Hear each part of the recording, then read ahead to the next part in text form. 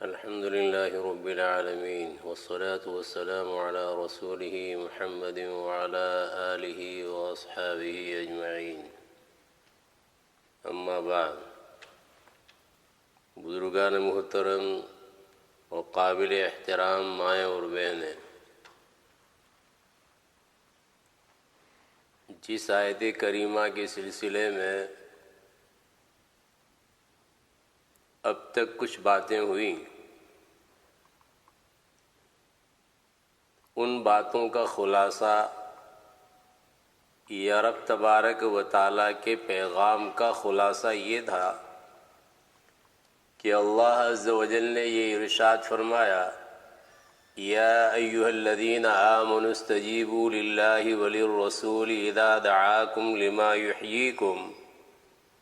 واعلموا ان اللہ یحول بین المرء وقلبہ وانہ الیہ تحشرون۔ اہل ایمان کو یہ کہا گیا کہ اللہ اور اللہ کے رسول صلی اللہ تعالی علیہ وسلم کی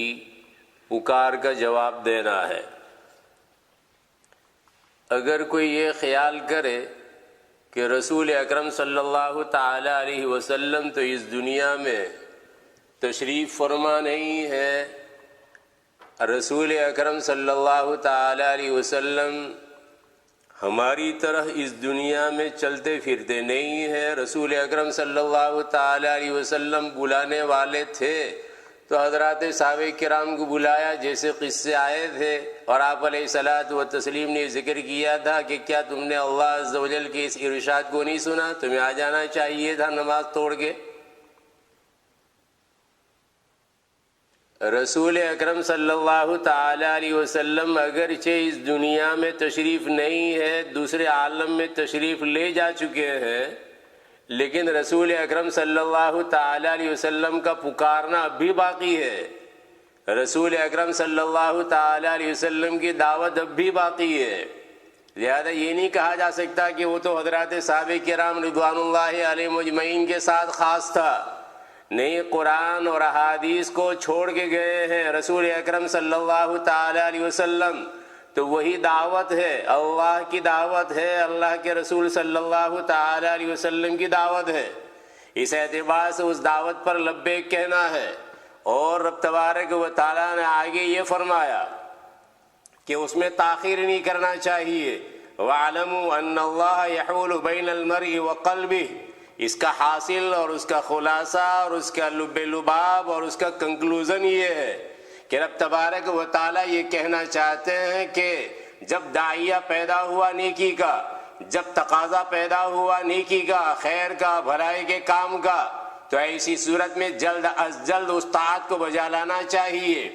گناہوں سے رکنے کا داعیہ پیدا ہوا تو فوری طور پر اس پر عمل کرنا چاہیے۔ کیوں؟ وہ اس وجہ سے کہ تاخیر کی صورت میں ہو سکتا ہے اللہ تبارک و تعالیٰ کا ارادہ وہ حائل ہو جائے، لہذا جو داعیہ پیدا ہوا اس داعیے کو رب تبارک و تعالیٰ کی طرف سے سمجھو اور فوری طور پر عمل درآمد کرو، طاعت کو بجا لاؤ۔ نواہی سے رکنا ہے، معاصی سے رکنا ہے، سیئات سے باز رہنا ہے تو فوری طور پر تم باز آ جاؤ، تو تاخیر مت کرنا، یہ رب تبارک و تعالیٰ فرماتے ہیں۔ اب یہ کہ رب تبارک و تعالیٰ کی بات اور رسول اکرم صلی اللہ تعالی علیہ وسلم کی بات پر ہمیں لبیک کہنا ہے اور تاخیر نہیں کرنا ہے۔ تاخیر کر دی تو کیا نقصان ہوگا؟ ویسے رب تبارک و تعالیٰ تو یہ بتلانا چاہتے ہیں کہ دیکھو ہمارے یہاں اندھیر نہیں ہے، جیسے انیاؤ نگری کا قصہ ہے، لیکن انیاؤ نگری کے قصے میں جائیں گے تو پھر تاخیر ہو جائے گی۔ اس لیے انیاؤ نگری کے قصے کا حاصل یہی تھا، جس کو گجراتی میں پڑھنے والوں نے گجراتی میں پڑھا ہوگا، اندھیری نگری گندو راجا، ٹکے شیر بھاجی تکے شیر کھاجا، یعنی ایک جگہ ایسی تھی کہ جس میں سب چیزیں ایک دام سے بک رہی تھی، بیگن وہ بھی اسی دام سے، اور بادام پستہ جو مل رہے تھے وہ بھی اسی دام سے مل رہے تھے۔ تو گرو اور چیلا وہ جا رہے تھے، اور چیلے نے اس موقع پر کہا کہ یہ تو بہت بڑھیا بستی ہے، لہذا یہاں ہم کھائیں گے پیئیں گے بادام اور پستہ، اور طبیعت اور باڈی جو بنائیں گے تو باڈی بلڈر بنیں گے۔ ویسے گرو نے اس کو سمجھایا ہوگا کہ اس کا معنی اور مطلب یہ ہے انیاء نگری کا یا اس جگہ کا کہ یہاں عدل انصاف کچھ بھی نہیں ہے اور سب اندھیر ہی اندھیر ہے، لیکن وہ مانا نہیں کہ ٹھیک ہے، رک گیا وہ۔ اب اس کے بعد ایک چور چوری کرنے کے لیے گیا کسی مکان میں، مکان جب منہدم ہو گیا، وہ چور مر گیا، حاکم کے پاس نالش ہوئی، چور کے گھر والوں نے فریاد کی اور کہا کہ ہمارا آدمی جو مر گیا چوری کرنے کے لیے گیا تھا، تو وہ گھر والے کو پکڑا۔ گھر والے نے ایسا کہا کہ میرا قصور اس میں نہیں، وہ تو بنانے والے کا قصور ہے۔ اب بنانے والے کو بلایا گیا تو وہ کہہ رہا ہے کہ میرا قصور نہیں ہے، معمار انکار کر رہا، میرا قصور نہیں، بلکہ قصور جو ہے اس میں جو پانی ڈالنے والا تھا اس کا قصور ہے، گارا بنانے والے کا قصور ہے۔ گارا بنانے والے نے ایسا کہا کہ میرا قصور نہیں بلکہ پانی ڈالنے والے کا قصور ہے۔ پانی ڈالنے والے نے کہا کہ میرا قصور نہیں ہے بلکہ جس جانور کے اوپر میں مشکیزوں کو اٹھا کے لایا تھا تو وہ بلکنے لگا تھا، اس لیے کہ وہاں سے ایک عورت گزری تھی اور اس نے پازیب پہن رکھی تھی، تو اس کے نتیجے میں یہ بلکا جانور اور اس کی وجہ سے پانی کا منہ زیادہ کھل گیا، مشکیزے کا منہ زیادہ کھل گیا، پانی زیادہ پڑ گیا، اس کی وجہ سے گارا جو ہے ڈھیلا ہو گیا۔ عورت کو بلاؤ، عورت کو بلایا، میرا کوئی قصور نہیں، قصور جو ہے وہ سنار کا ہے جس نے یہ زیور بنایا تھا اور پازیب بنایا تھا، خلخال بنایا تھا۔ اب یہ سنار کا معاملہ پھنس گیا، سنار جو پھنس گیا اس معاملے میں، کہا کہ اس کو پھانسی پر چڑھاؤ۔ پھانسی پر چڑھانے کے لیے لے گئے تو کہا کہ پھانسی کا جو پھندا ہے وہ اس کے گلے میں فٹ نہیں ہو رہا، اس لیے کہ بہت پتلا آدمی ہے۔ تب موٹے آدمی کی تلاش ہوئی کہ موٹا آدمی لاؤ، اور موٹے میں یہی چیلا موٹا ہو گیا تھا کھا پی کر۔ اب اس کے بعد اس کو لے کے جانے لگے۔ اتفاق سے ایسا ہوا کہ وہ گرو جو ہے اس دن وہیں سے گزر رہا تھا، اس نے دیکھا کہ اچھا یہ تو وہی ہے چیلا میرا، اور یہ جو ہے پھنس گیا ہے۔ گئے اور پھر اس کے بعد کہا جلاد سے کہ نہیں، اس کو نہیں، اس کے بجائے مجھے چڑھا دو پھانسی کے اوپر۔ کہا کہ تمہیں کیوں؟ کہ اس وجہ سے کہ میں نے دیکھا ہے کہ یہ ساعت اور یہ گھڑی ایسی ہے، موت کے لیے بڑی مبارک ساعت ہے۔ جو آدمی اس وقت میں مرے گا تو فوری طور پر وہ جنت میں جائے گا، سورگ میں جائے گا۔ جلاد نے پھر بادشاہ کو کہا، بادشاہ نے کہا کہ اگر ایسی مبارک ساعت ہے تو اس کے لیے تو پھر میں تیار ہوں۔ بادشاہ چڑھ گیا، سولی پر بادشاہ چڑھ گیا، زمین پاک ہو گئی اس کمینے سے، خس کم جہاں پاک۔ تو یہ جو بستی تھی یہ انیاء نگری تھی، انیاء نگری یا اندھیری نگری تھی، اور اندھیری نگری کا حال ایسا، رب تبارک و تعالیٰ کی یہاں اندھیری نگری کا قصہ نہیں ہے یا اس جیسا معاملہ نہیں، اس کا تصور بھی نہیں ہے۔ تو ایسا نہیں ہے کہ انسان اگر کوئی خیر کا کام کرنا چاہتا فوری طور پر رب تبارک و تعالیٰ روک لگا دیتے ہیں، آڑ بن جاتے ہیں، ایسا ہرگز نہیں ہے۔ مداومت اگر طاعت کے اوپر ہے تو رب تبارک و تعالیٰ توفیق دیتے ہوئے چلے جاتے ہیں۔ اور رسول اکرم صلی اللہ تعالی علیہ وسلم ارشاد فرماتے ہیں، جس طرح تم زندگی گزارو گے، کما تحیون تموتون وکما تموتون تحشرون، جیسے تمہاری زندگی ہوگی ویسی تمہاری موت آئے گی، جیسی موت آئے گی ویسی تم اٹھائے جاؤ گے۔ تو عام ضابطہ یہی ہے، اندھیری نگری والا معاملہ نہیں ہے۔ لیکن اگر انسان نے غلط راستے کو پکڑا تو غلط راستہ پکڑنے کے بعد پھر جیسی زندگی ہوگی ویسی موت، اور جیسی موت تو ویسا آدمی اٹھایا جائے گا۔ اسی لیے رب تبارک و تعالیٰ کا عام اصول تو یہی ہے، عام ضابطہ تو یہی ہے، عام سنت تو یہی ہے، جو طاعت پر لگنا چاہے طاعت کا راستہ آسان کر دیتے ہیں، اور جو معاصی پر لگنا چاہے تو پھر معاصی والا راستہ آسان کر دیتے ہیں۔ فَكُلٌّ مُيَسَّرٌ لِمَا خُلِقَ لَهُ، جس کے لیے وہ پیدا کیا گیا ہے، جنت کے لیے جہنم کے لیے، وہ راستہ اس کے لیے آسان کر دیا جاتا ہے۔ تقدیر کے اعتبار سے وہی اسباب بنتے ہوئے چلے جاتے ہیں اور اللہ تبارک و تعالیٰ توفیق دیتے ہوئے چلے جاتے ہیں۔ لیکن چونکہ انسان مکلف ہے، اگر یہ جنت بھی اور جہنم بھی ہر ایک کے لیے مقدر ہو چکی ہے، کون کہاں جانے والا ہے، لیکن ہمیں تو پتہ نہیں۔ جیسے رزق اللہ کے یہاں مقدر، لیکن ہمیں پتہ نہیں، ہمیں اسباب اختیار کرنا ہے۔ ایسی دنیا میں آنے کے بعد ہمیں اسباب اختیار کرنا ہے، جنت والے اور جہنم والے اسباب سے، جہنم میں پہنچانے والے راستے سے اپنے آپ کو، ان وسائل سے اپنے آپ کو دور رکھنا ہے۔ تو رب تبارک و تعالیٰ نے یہ فرمایا وَاعْلَمُوا أَنَّ اللَّهَ يَحُولُ بَيْنَ الْمَرْءِ وَقَلْبِهِ،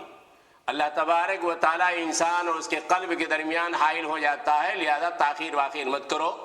جیسی تقاضا پیدا ہوا کہ اب رمضان آنے والا، ہمیں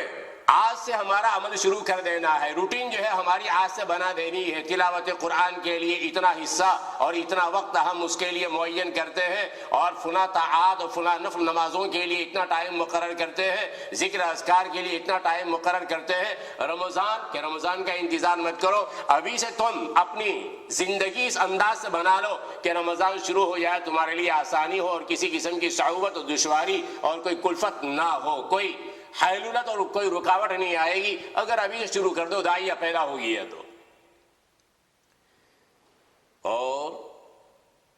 ایسا نہیں ہے کہ ہم نے کہہ دیا سو کہہ دیا، بس بات ختم خلاص ہو گئی، نہیں، بلکہ اس کے بعد ایک مرحلہ آنے والا ہے، اس کے بعد ایک زندگی آنے والی ہے، اور اس زندگی میں تم سب کو ہماری طرف آنا ہے، رب تبارک و تعالیٰ کی طرف جمع ہونا ہے، لہذا جزا و سزا سے ہمکنار ہونا ہے۔ آگے رب تبارک و تعالیٰ یہ فرما رہے ہیں وَاتَّقُوا فِتْنَةً لَا تُصِيبَنَّ الَّذِينَ ظَلَمُوا مِنْكُمْ خَاصَّةً وَاعْلَمُوا أَنَّ اللَّهَ شَدِيدُ الْعِقَابِ۔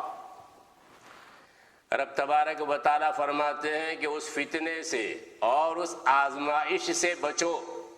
جو بطور خاص ظالمین کو نہیں پہنچے گی، وبال اس کا بطور خاص ظالمین کو نہیں پہنچنے والا، بلکہ ہر ایک متاثر ہوگا۔ اور جس طریقے سے ظلم کرنے والا، جس طریقے سے گناہ کا کام کرنے والا، وہ اس میں ماخوذ ہوگا، وہ اس میں پکڑا جائے گا۔ ٹھیک جن لوگوں نے دیکھا اور دیکھنے کے بعد وہ ان کو روک سکتے تھے، یا تو اپنے ہاتھ سے، من رأى منكم منكرا فليغيره بيده فإن لم يستطع فبلسانه فإن لم يستطع فبقلبه وذلك أضعف الإيمان۔ تم میں سے جس نے کوئی منکر دیکھا، کوئی ناشائستہ کام دیکھا، کوئی نامناسب کام دیکھا، کوئی بے حیائی کا کام دیکھا، کوئی معصیت گناہ کا کام تم نے دیکھا، فَلْيُغَيِّرْهُ بِيَدِهِ، چاہیے کہ وہ ہاتھ سے روکے، اور اگر اس کی استطاعت نہیں ہے زبان سے روکے، اور اگر اس کی استطاعت نہیں ہے تو پھر قلب سے، وَذَلِكَ أَضْعَفُ الْإِيمَانِ، اور یہ ایمان میں بالکل نچلا درجہ ہے، اس کے بعد کوئی درجہ ہے ہی نہیں۔ اس روایت میں جو درجات بیان کیے گئے ہیں، بعض علماء نے یہ کہا کہ یہ الگ الگ اشخاص کے لیے ہے، یعنی ہاتھ سے روکنا وہ عمرا کا کام ہے، حکام کا کام ہے، خلیفہ کا کام ہے، گورنروں کا اور رولرز کا کام ہے، اور زبان سے روکنا وہ علماء کا کام ہے، اور دل سے برا سمجھنا وہ عامۃ المومنین کا کام ہے۔ ایک قول تو یہ ہے، دوسرا قول یہ ہے کہ یہ ہر انسان کو کہا جا رہا ہے اپنے اپنے دائرے کار کے اعتبار سے۔ ہر انسان اپنے اپنے دائرے کار میں اگر ہاتھ سے روک سکتا ہو ہاتھ سے روکے، ورنہ زبان سے، ورنہ دل سے، اور یہ آخری درجہ ہے۔ بنو اسرائیل کے باب میں رب تبارک و تعالیٰ نے فرمایا لعن الذين كفروا من بني إسرائيل على لسان داود وعيسى بن مريم ذلك بما عصوا وكانوا يعتدون كانوا لا يتناهون عن منكر فعلوه لبئس ما كانوا يفعلون۔ بنو اسرائیل میں جو کفر اختیار کرنے والے ان پر لعنت کی گئی، علی لسان داؤد، داؤد علیہ السلام کی زبان پر زبور میں، اور حضرت عیسیٰ علیہ السلام کی زبان پر انجیل میں۔ کیوں؟ ذالک بما عصوا، اس وجہ سے کہ انہوں نے مخالفت کی، رب تبارک و تعالی کے حکم کو اور احکام کو توڑا، اور صرف اتنا ہی نہیں بلکہ وہ حد سے تجاوز کرتے تھے، یعنی ان کا کفر شدید بھی تھا اور ان کا کفر مزید بھی تھا، مستمر تھا، چلا رہا تھا۔ کانوا لا يتناهون عن منکر فعلوه، لا يتناهون، اس کا ایک معنی اور ایک مطلب یہ ہے کہ وہ منکر اور ناشائستہ کاموں سے اور معاصی اور گناہوں کے کاموں سے باز نہیں رہتے تھے۔ دوسرا نمبر یہ ہے کہ ایک دوسرے کو روکتے نہیں تھے، کانوا لا یتناہون، ایک دوسرے کو باز نہیں رکھتے تھے کہ یہ گناہ کا کام نہیں کرنا چاہیے۔ لبئس ما کانوا یفعلون، بہت برا کام وہ کر رہے تھے۔ ہونا یہ چاہیے تھا کہ جب یہ گناہ کرنے والے گناہ کر رہے ہیں، دوسرے دیکھ رہے ہیں، تو دیکھنے والوں کو نکیر کرنا چاہیے تھی۔ ہوا تو ایسا، چنانچہ شروع میں ان کے علماء نے، بنو اسرائیل کو ان کے علماء نے روکا کہ غلط کام ہے، یہ غلط کام نہیں کرنا چاہیے، یہ ناشائستہ کام ہے، ناشائستہ کام تم سے صادر نہیں ہونا چاہیے، لیکن وہ باز نہیں آئے۔ تو پھر اس کے بعد کیا ہوا کہ یہ جو علماء تھے، یہ علماء پھر ان کے ساتھ بیٹھنے لگے، کھانے میں شریک، پینے میں شریک اور بیٹھنے میں شریک، تو ان کی مجالس میں اٹھنا بیٹھنا انہوں نے شروع کیا۔ نتیجہ کیا ہوا، اللہ تبارک و تعالیٰ نے جس طرح عوام کے قلوب کو بنایا تھا ویسے ہی ان علماء کے قلوب کو بنا دیا، مخلوط اور مکس ویجیٹیبل ہو گیا۔ اب رب تبارک و تعالیٰ نے لعنت فرمائی حضرت داؤد علیہ السلام کی زبان پر اور حضرت عیسیٰ علیہ السلام کی زبان پر، ذالک بما عصوا وکانوا یعتدون۔ رسول اکرم صلی اللہ تعالی علیہ وسلم تشریف فرما تھے، ٹیک لگا کر آپ علیہ الصلوۃ والتسلیم یہ بات ارشاد فرما رہے تھے۔ آپ علیہ الصلوۃ والتسلیم نے فرمایا، لا والذی نفسی بیدی حتی تأطروہم اطرا، نہیں، تم بھی اہتمام شان کے لیے ٹیک کو چھوڑ کر نبی اکرم صلی اللہ تعالی علیہ وسلم فرما رہے ہیں کہ تم بھی عذاب سے بچ نہیں سکو گے۔ امت محمدیہ کو خطاب کیا جا رہا ہے، اگرچہ اول مخاطب حضرات صحابہ کرام رضوان اللہ علیہم اجمعین ہے، لیکن پوری امت اس کی مخاطب ہے۔ رسول اکرم صلی اللہ تعالی وسلم نے فرمایا، اس ذات کی قسم جس کے قبضے میں میری جان ہے، تم عذاب سے بچ نہیں سکو گے، تم نجات پا نہیں سکو گے یہاں تک کہ تم ان کو موڑو۔ جو غلط کام کرنے والے ہیں، ان غلط کام کرنے والوں کو ان کے راستوں سے ٹن کرو، ان کو موڑو۔ جب تک ایسا نہیں کرو گے وہاں تک تم عذاب سے نجات نہیں پا سکو گے، عذاب سے بچ نہیں سکو گے۔ مسند احمد میں نبی اکرم صلی اللہ تعالی علیہ وسلم کی ایک روایت منقول ہے، ان اللہ لا يعذب العامة بعمل الخاصة، اللہ عز و جل عام لوگوں کو، تمام لوگوں کو، مخصوص لوگوں کے عمل کی وجہ سے عذاب نہیں دیتے، حتی یروا المنکر بین ظہرانیہم، یہاں تک کہ منکر ان کے درمیان ظاہر ہوتا ہے، وہ دیکھتے ہیں کہ یہ منکر ہے تو منکر کا مشاہدہ کیا، وہم قادرون علی ان ینکروا، اور وہ قادر ہے اس بات کے اوپر کہ ان کو روکے، لیکن فلا ینکروا،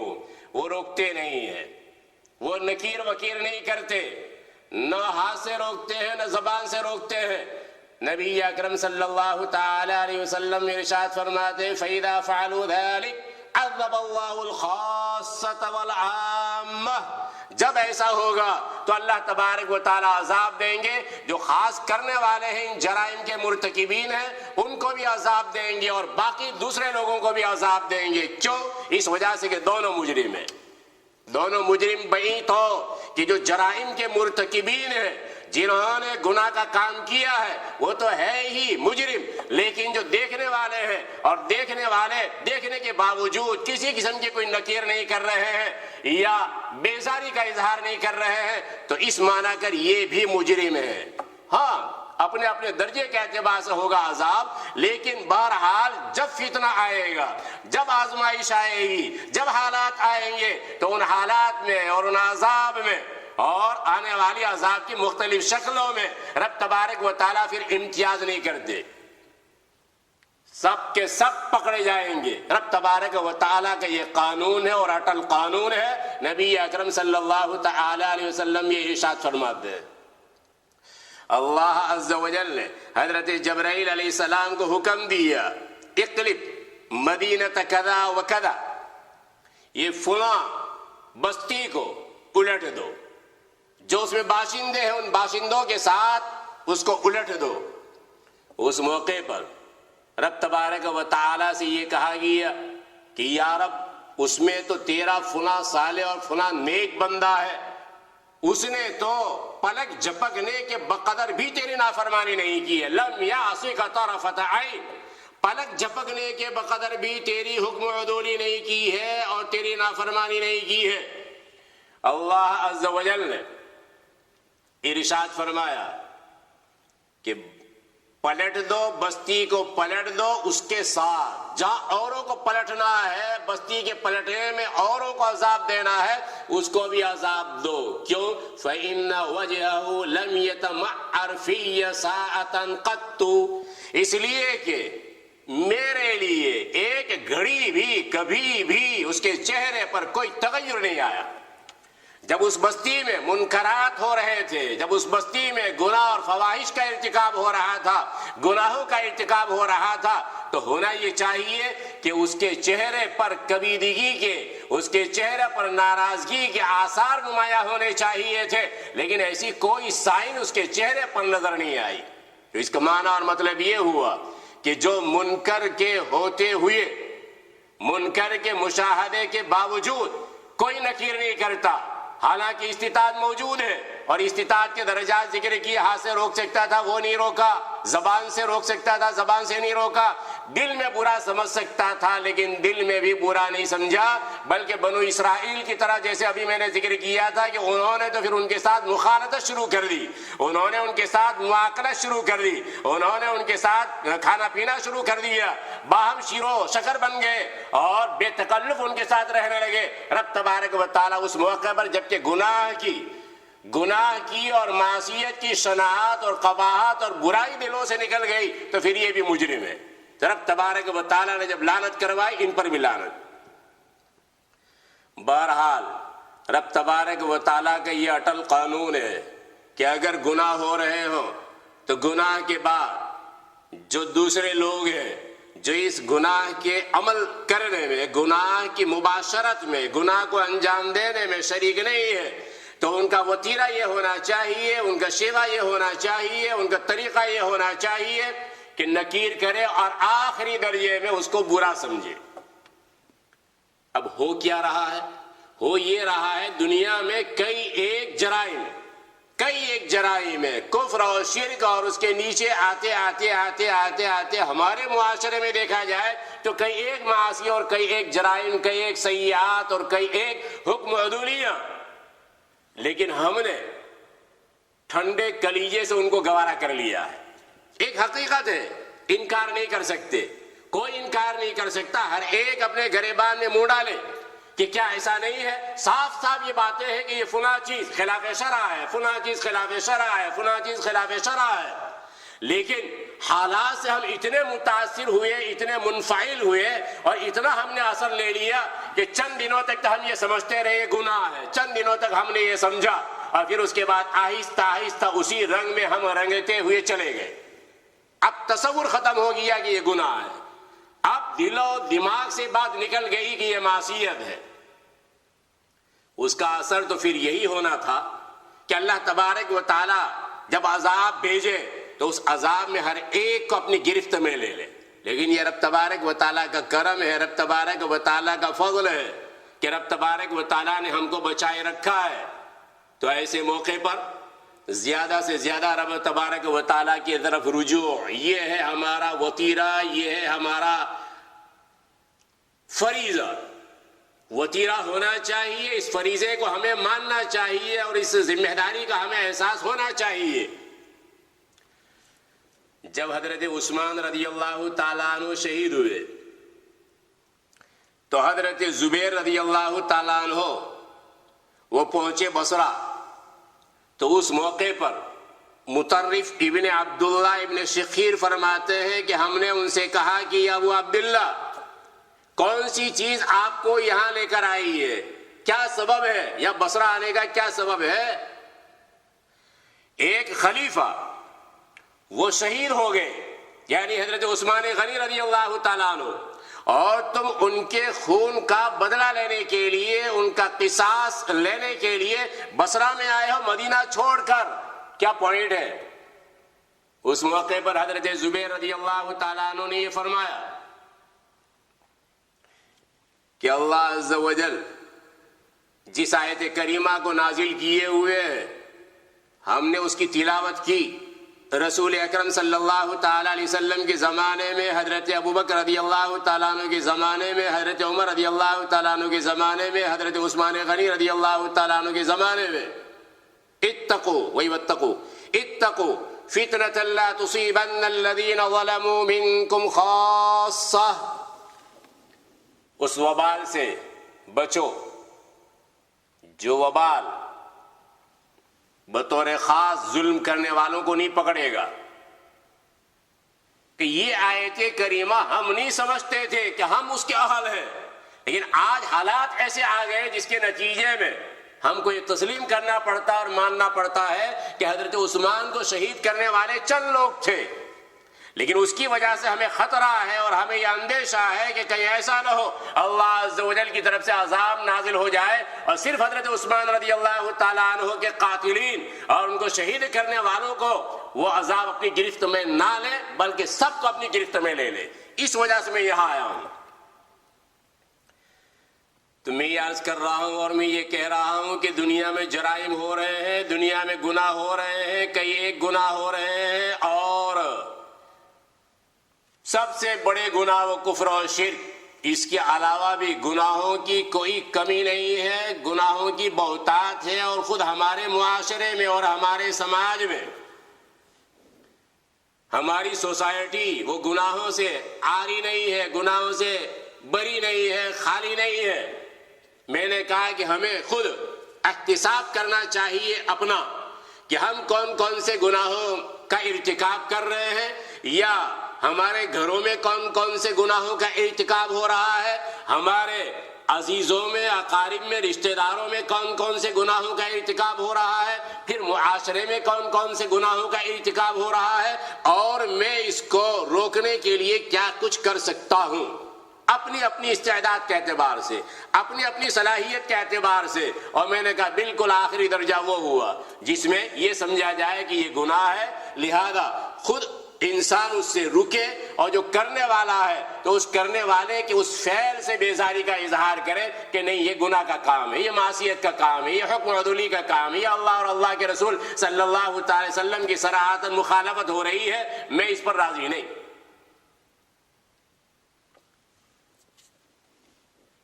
رسول اکرم صلی اللہ تعالی علیہ وسلم ام المومنین حضرت ام سلمہ رضی اللہ تعالیٰ عنہ کی یہاں ان کی باری تھی، آرام فرما رہے تھے۔ نبی اکرم صلی اللہ تعالی علیہ وسلم گھبرا کر بیدار ہوئے، جاگے، اور رسول اکرم صلی اللہ تعالی علیہ وسلم نے فرمایا سبحان اللہ۔ اور صحیح بخاری کتاب اللباس کی روایت میں لا الہ الا اللہ، آپ علیہ الصلوۃ والتسلیم جو چیز آگے ارشاد فرما رہے ہیں اس کے لیے فرما رہے سبحان اللہ لا الہ الا اللہ۔ تو اس کا معنی اور مطلب یہ ہے کہ اگر کوئی ایسی بات جیسے ابھی میں ذکر کر رہا ہوں کہ آپ علیہ الصلوۃ والتسلیم نے فرمایا ماذا انزل اللہ من الخزائن، اللہ تبارک و تعالیٰ نے کس قدر خزانے نازل فرمائے، رحمت کے خزانے، اللہ تبارک و تعالیٰ نے کتنے خزانے، اب کتنے خزانوں میں ایک تفسیر اور ایک قول یا ایک شرح یہ ہے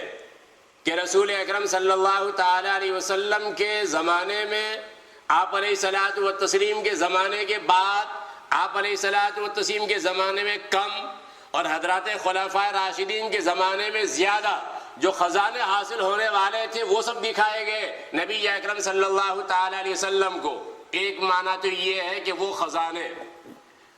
جو قیصر اور کسریٰ کے خزانے حاصل ہونے والے تھے وہ آپ علیہ الصلوۃ والتسلیم کو دکھائے جا رہے ہیں۔ اور دوسرا قول یہ ہے کہ مطلقاً رحمت کا نزول دیکھا آپ علیہ الصلوۃ والتسلیم نے، اور آپ علیہ الصلوۃ والتسلیم نے فرمایا وَمَاذَا أُنزِلَ مِنَ الْفِتَنِ، اور کس قدر فتنے نازل کیے گئے، آج کی رات میں کس قدر فتنے نازل کیے گئے۔ نبی اکرم صلی اللہ تعالی علیہ وسلم نے فرمایا مَن يُوقِظُ صَوَاحِبَ الْحُجُرَاتِ، کون ہے جو صواحب حجرات کو، یہ حجروں میں سوئی ہوئی یعنی ازواج مطہرات، ان کو بیدار کرے، لِكَيْ يُصَلِّينَ، تاکہ وہ نماز ادا کرے، تاکہ وہ نماز پڑھے۔ پھر نبی اکرم صلی اللہ تعالی علیہ وسلم نے ارشاد فرمایا رب کاسیۃ فی الدنیا عاریۃ فی الآخرہ۔ آپ علیہ الصلوۃ والتسلیم وہ جو فتنے ہیں، جو فتنے دکھائے گئے اور امت محمدیہ میں فتنوں کی کثرت ہے، فتنوں کی کثرت کیوں؟ اس کی وجہ جو ہے کسی اور موقع پر، یہ مختصر لفظوں میں سننا چاہو تو اس طرح کہ گزشتہ زمانے میں ایسا ہوتا تھا کہ جب معاصی، طغیان، سرکشی، تمرد، حد سے تجاوز، رب تبارک و تعالیٰ کی بغاوت، تو پھر یک بارگی ایسا حملہ ہوتا تھا رب تبارک و تعالیٰ کی طرف سے، ایسا عذاب آتا تھا جس کے نتیجے میں ان کا استیصال کر دیا جاتا تھا، بےخکری کر دی جاتی تھی، جڑ سے ان کو ختم کر دیا جاتا تھا، ہلاک و تباہ و برباد کر دیا جاتا تھا۔ لیکن امت محمدیہ کو چونکہ قیامت تک کے لیے باقی رکھنا ہے، لہذا موقع بموقع، وقتاً فوقتاً اللہ تبارک و تعالیٰ فتنے نازل فرماتے رہتے ہیں تاکہ جو کھرا ہے، جو کھوٹا ہے، اس میں امتیاز ہو جائے، پکا مومن اور جو جعلساز ہے، جو بناوٹی ہے، اس میں امتیاز ہو جائے۔ حالات ایسے آتے ہیں جس کے نتیجے میں وہ اپنے ایمان کو خیر بات کہتا، پتہ چل گیا کہ اچھا یہ صرف مفاد کی غرض سے اور کچھ منافع کی غرض سے کچھ فائدے حاصل کرنے کے لیے مسلمانوں کے ساتھ ہو گیا تھا۔ تو رب تبارک و تعالی چونکہ قیامت تک اس امت کو چلانے والے ہیں، اس اعتبار سے رب تبارک و تعالی وقتاً فوقتاً فتنے بھیجتے رہتے ہیں۔ تو نبی اکرم صلی اللہ تعالی علیہ وسلم نے فرمایا کہ کس قدر فتنے نازل کیے گئے۔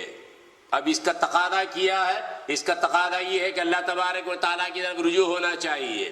چنانچہ نبی اکرم صلی اللہ تعالی علیہ وسلم کا خود اپنا حال اذا حزبہ امر،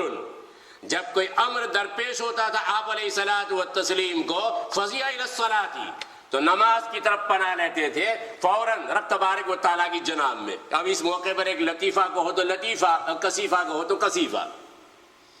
وہ یہ کہ جب یہ بات آئی کہ بھئی حالات ایسے آنے والے ہیں تو مساجد میں مصلیوں کی تعداد کو محدود کرنا چاہیے، تو بعض یہ کہنے لگے آپ علیہ الصلوۃ والتسلیم کا حال تو یہ تھا کہ جب مصیبت آتی تھی، جب کوئی امر درپیش ہوتا تھا، جب سخت ہوا چلتی تھی، جب بادل کو دیکھتے تھے فوراً نماز کی طرف متوجہ ہوتے تھے، اور یہ جب مصیبت آئی، یہ حادثہ آیا اور یہ بلا آئی، وبا آئی اور یہ کورونا وائرس آیا، تو اب اس کے بعد مسجد کو بند کیوں کرنا ہے، گھروں میں کیوں بیٹھنا ہے؟ ارے بھائی عقل مند آدمی، یہاں حدیث پاک میں یہ فرمایا جا رہا فزع الی الصلاۃ، یہ معنی اور یہ مطلب نہیں کہ مسجد نبوی میں جا کر آپ نماز ادا کرتے تھے، یہ حالات ایسے ہیں، تو کون سا امر مانے ہے گھر میں نماز پڑھنے سے؟ زیادہ سے زیادہ لپکو نماز کے لیے،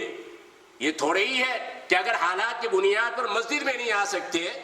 تو گھر میں بھی نماز نہیں پڑھ سکتے۔ آپ علیہ الصلوۃ والتسلیم جو پڑھتے تھے وہ تو گھروں میں پڑھتے تھے ایسے نوافل۔ بہرحال ہاں وہ سورج گرہن کی بات ہے تو مسئلہ الگ ہے، عام نوافلی میں بات کر رہا ہوں تو گھروں ہی میں پڑھی جاتی ہے۔ لہذا علماء نے جو کچھ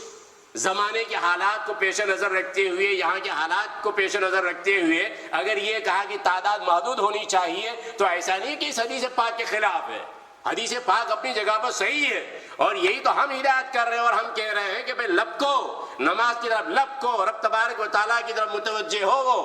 کون کہہ رہا ہے کہ رب تبارک و تعالیٰ سے غفلت برتو؟ 12۔ میں نے کہا کہ یا تو ایک لطیفہ سمجھو یا کثیفہ سمجھو۔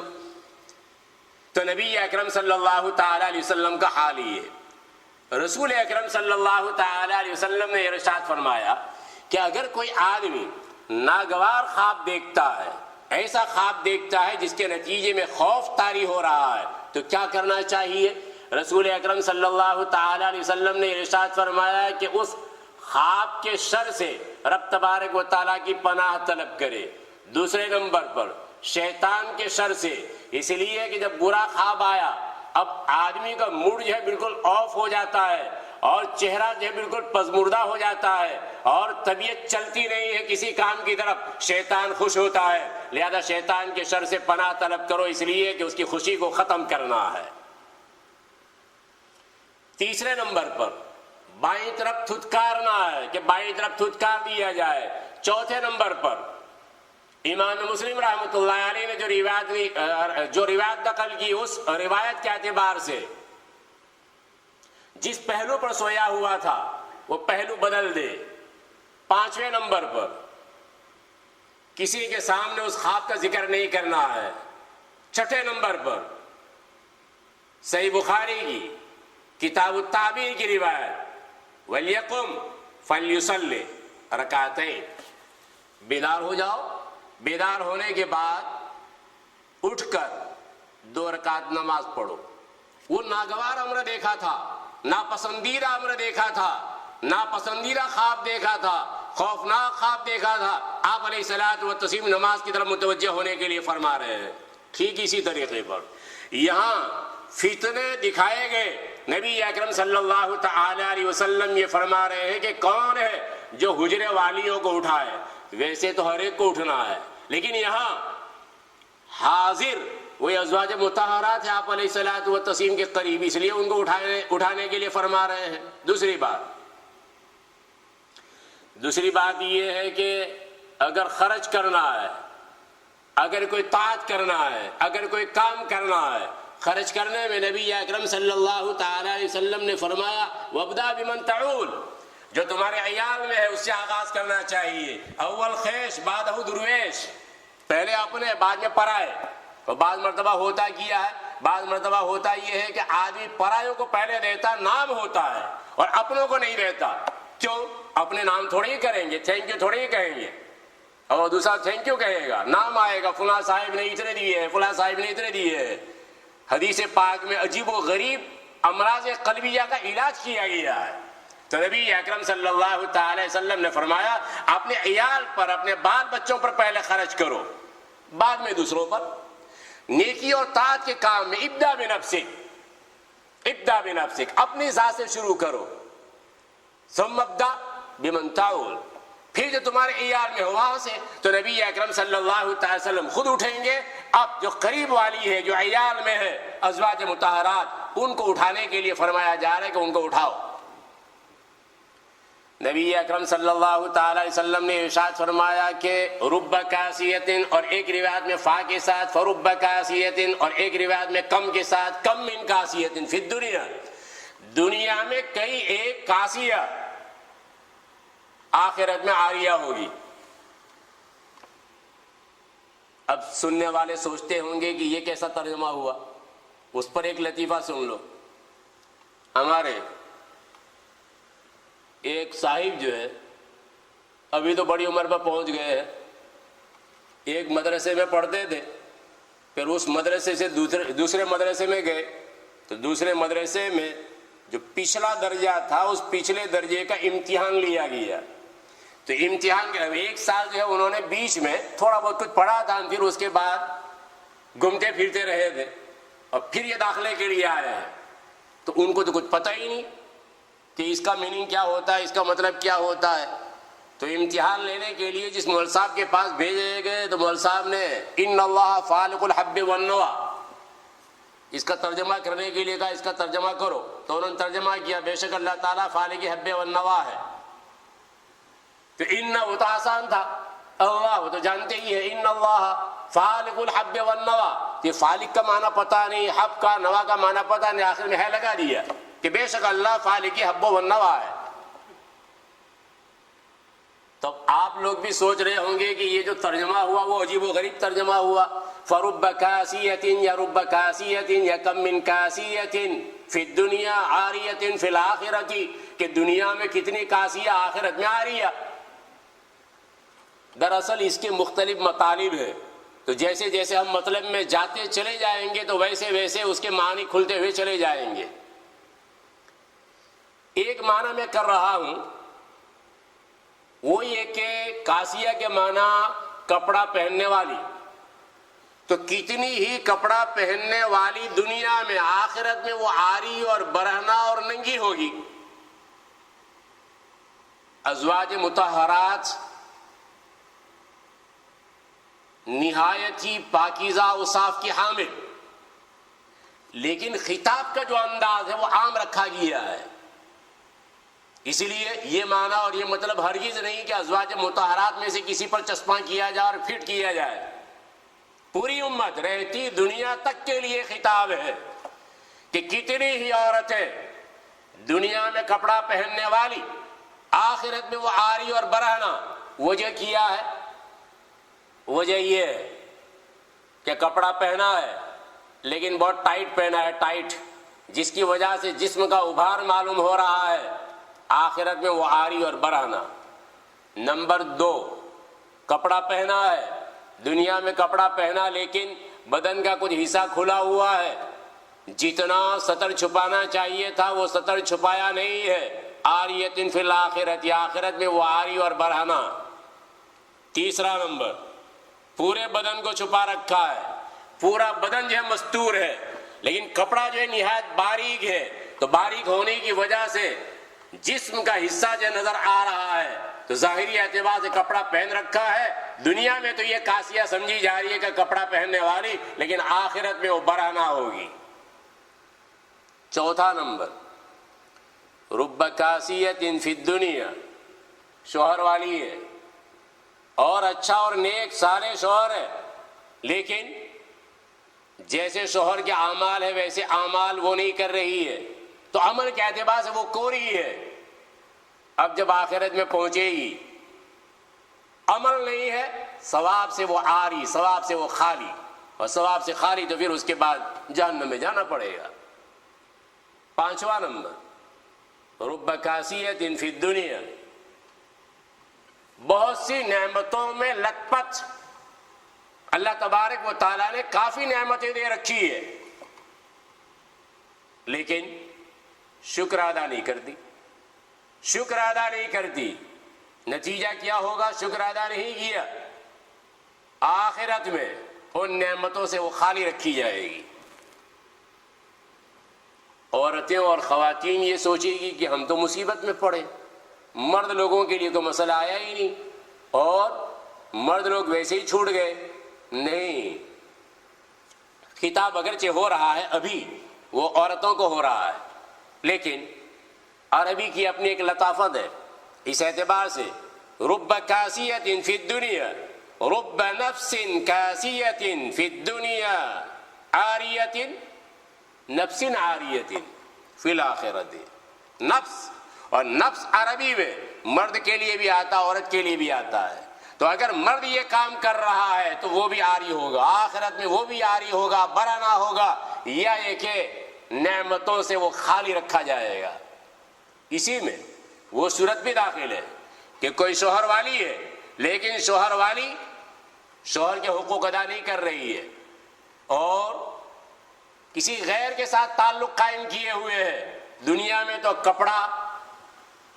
اوڑا ہوا ہے نکاح کا، اس لیے کہ ہن لباس لکم وانتم لباس لہن،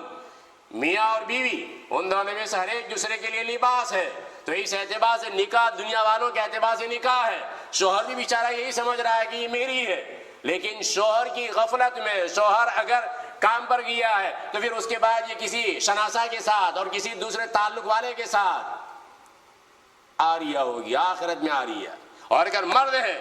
کہ مرد عورت کو اور بیوی کو گھر میں بٹھائے ہوئے ہے اور تعلق کسی اور عورت کے ساتھ قائم کر رہا ہے، عاری ہوگا آخرت میں وہ۔ اس اعتبار سے یہ بڑی سخت وعید ہے۔ بہرحال میں یہ عرض کر رہا تھا کہ نبی اکرم صلی اللہ تعالی علیہ وسلم کے سامنے جو فتنے کھولے گئے اور جن فتنوں کا آپ نے مشاہدہ کیا، معائنہ کیا، آپ علیہ الصلوۃ والتسلیم کو بذریعے وہی بتلائے گئے، اس کے نتیجے میں فوراً نماز کی طرف لپکنے کے لیے آپ علیہ الصلوۃ والتسلیم ہدایت کر رہے ہیں۔ آپ علیہ الصلوۃ والتسلیم خود بطریق اولا اس کا عمل کرنے والے ہیں اور نماز ادا کرنے والے ہیں۔ تو یہ جو حالات آئے ہیں تو یہ حالات ویسے ہی نہیں۔ وَاتَّقُوا فِتْنَةً لَا تُصِيبَنَّ الَّذِينَ ظَلَمُوا مِنكُمْ خَاصَّةً، کہ خالی انہی کو پکڑا جائے نہیں، عذاب آتا ہے۔ اب اگر مان لو کہ جو مطیعین ہیں مطیعین کو چھوڑ دیا جائے، جو عاصی ان کو پکڑا جائے تو ایمان بالغیب رہے گا، یعنی ہر ایک یہ سمجھے گا کہ اچھا گناہ کرنے کے نتیجے میں فلاں آدمی لپیٹا گیا، لہذا یہ ان کا ایمان یا ان کا دین یا ان کا مذہب یہ بالکل برحق ہے، تو وہ ہر ایک مسلمان ہو جائے گا۔ لہذا جب مصیبت آتی ہے، کورونا یہ آئے گا تو یہ کورونا ہر ایک کو اپنی لپیٹ میں لے گا، چاہے وہ عاصی ہو چاہے وہ مطیع اور فرما بردار ہو، آئے گا ہر ایک کے اوپر۔ ایسے ہی کوئی اور عذاب آ سکتا ہے، ہر ایک پر آ سکتا ہے، لیکن فکر اس آدمی کو کرنا ہے کہ جو یہ خیال کر رہا ہے کہ یہ معاصی اور یہ گناہ ہے اور اس کے باوجود نکیر نہیں کر رہا ہے یا کم از کم بیزاری کا اظہار نہیں کر رہا ہے، بلکہ بعض تو ایسے ہوتے ہیں کہ ٹی وی کے اوپر کچھ دیکھنے والے ہوتے ہیں، ٹی وی کے اوپر، اور ٹی وی کے اوپر جو کچھ الٹا سیدھا دیکھتے ہیں ان کو اس میں لذت آتی ہے۔ یہ ٹی وی دیکھنے والا وہ جو ٹی وی میں گناہ کے کام دیکھ رہا ہے یا دوسرے جو ذرائع ہیں دیکھنے کے، دوسرے ذرائع ہیں انٹرنیٹ، تو اس پر جو گناہ ہو رہا ہے اس گناہ کو وہ دیکھتا ہے اور اس کے دل میں چاہت پیدا ہوتی ہے، اس کے دل میں خواہش پیدا ہوتی ہے کہ اگر میں وہاں ہوتا تو میں بھی ایسا کرتا۔ رسول اکرم صلی اللہ تعالی علیہ وسلم نے ارشاد فرمایا کہ یہ آدمی جو غائب ہے، غیر حاضر ہے، لیکن جو منکر ہوا، جو گناہ ہوا، اس گناہ کے اوپر وہ راضی ہے، کان کمن شہیدہا، تو یہ اس آدمی کی طرح ہے جو اس گناہ کے موقع پر حاضر۔ بڑی سخت وعید ہے۔